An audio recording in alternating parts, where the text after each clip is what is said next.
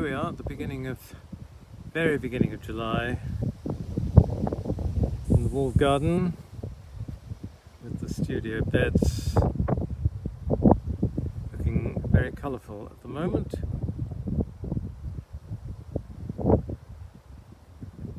So we'll look at a couple of things in here before we set off into the garden proper.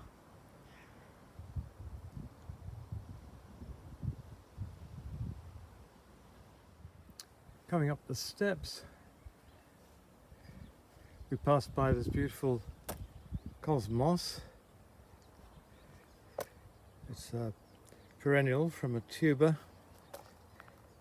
This was from a seed collected in Mexico by a friend of mine. And really lovely. Keep deadheading it. And it repays with more and more flowers.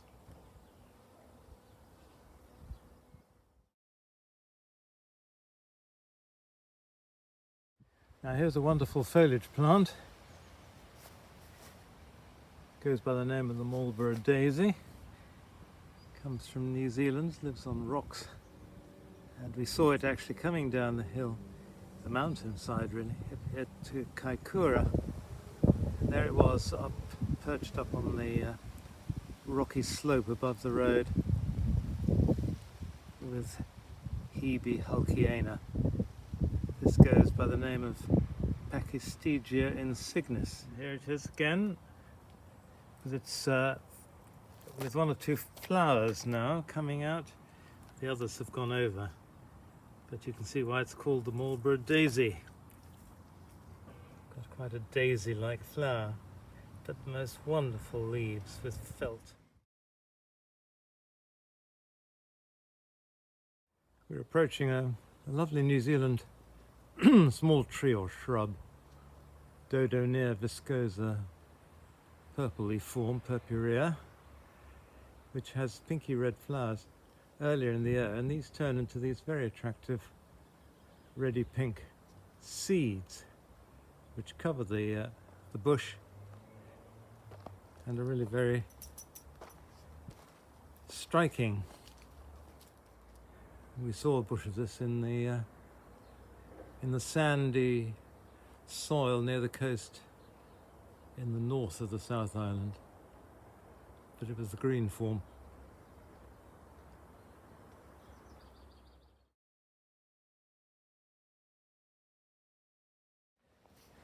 Coming down from the walled garden, we come across this weeping New Zealand broom with its pale pink flowers which look like caterpillars all over the place. Higgledy-piggledy, I would say, is the description. This is Carmichaelia stevensoni.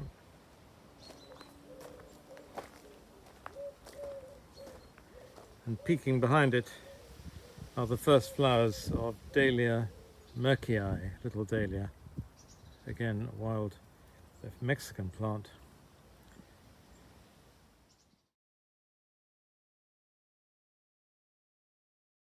It does look good when it's in full flower, which doesn't always happen.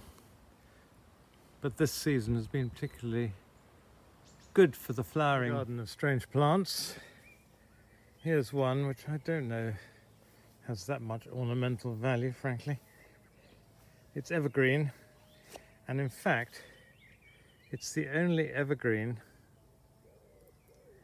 of this species, which is a Deutzia.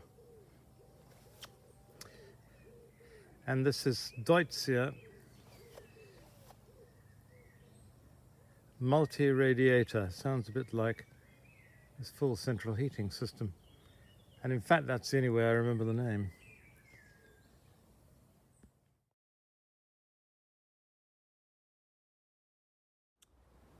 Coming down, we indulge my love of rather strange and exotic foliage, trees and shrubs. And here is the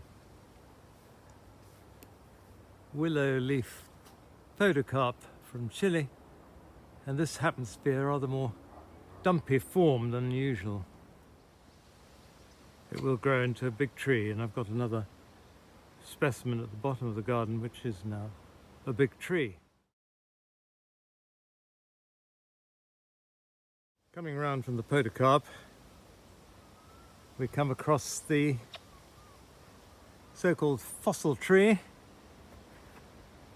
Wollemia, or the Wollemi Pine, from Australia, Blue Mountains near Sydney, where it was discovered fairly recently, in the last 30 years, having only been known from the fossil record from millions of years back.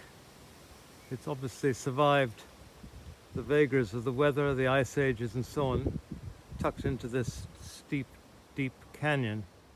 I planted the tree in 2006, and it's now a good 20 feet up, heading north at a rate. And I've noticed at the very, very top what look like the beginnings of cones on the end of the branches. I thought these trees were dioecious. That means that male and female trees are separate, like in a monkey puzzle, to which they're related. But in fact, these trees are monoecious. That is to say, they have male and female parts. And so what's going on at the top is the first time it's produced cones, which is rather exciting after 16 years. I'm intrigued to see what they're going to look like when they're a bit more mature.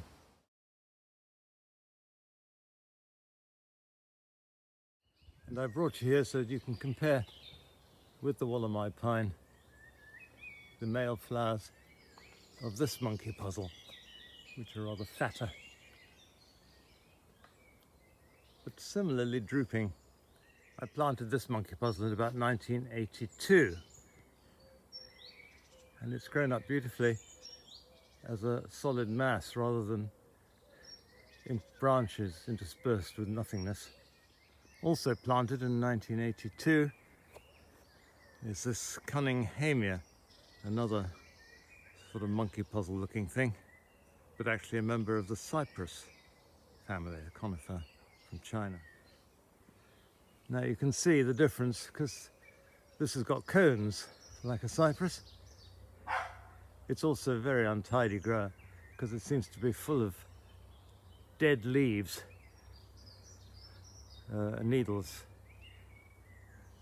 But still, this is the grey form, and if you're a monkey puzzle nut like me, it doesn't matter.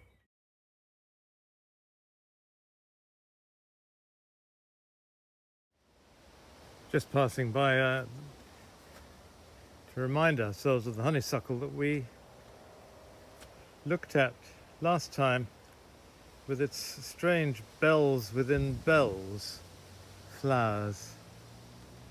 And this is now showing what it can do. I think this one here has got 4 bells. One is still to flower, and the others have got flowers.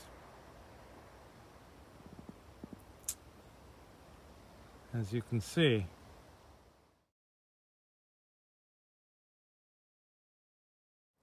Coming up the walled garden path, I just thought I'd better show you this amazing blue shrub. It is really most intense blue. Pachystegia Wilmotianum, after Miss Wilmot, the redoubtable gardener, who used to chuck eryngium seeds around in friends' gardens where they would pop up uninvited. Charming, I'm sure.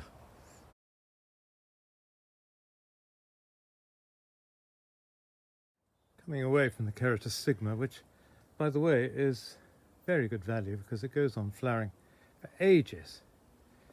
Passiflora, South Africa, to my 33-year-old olive tree, which is full of flowers at the moment, but of no use, unfortunately, in the olive department. You wouldn't be able to see them in a martini, they'd be so tiny if they matured at all. But still, there we are.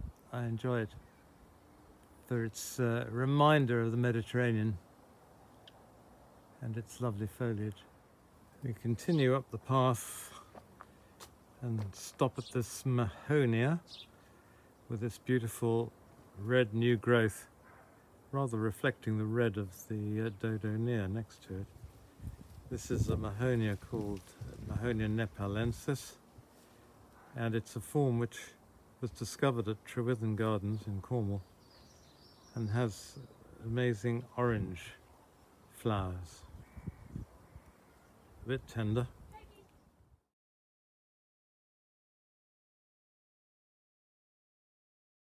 And finally, a couple of passion flowers. This is a beautiful white one.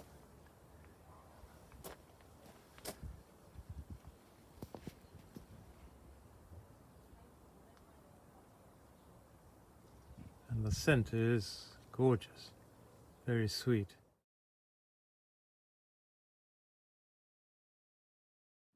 And another passion flower that does very well every year. It's quite a delicate one, as passion flowers go.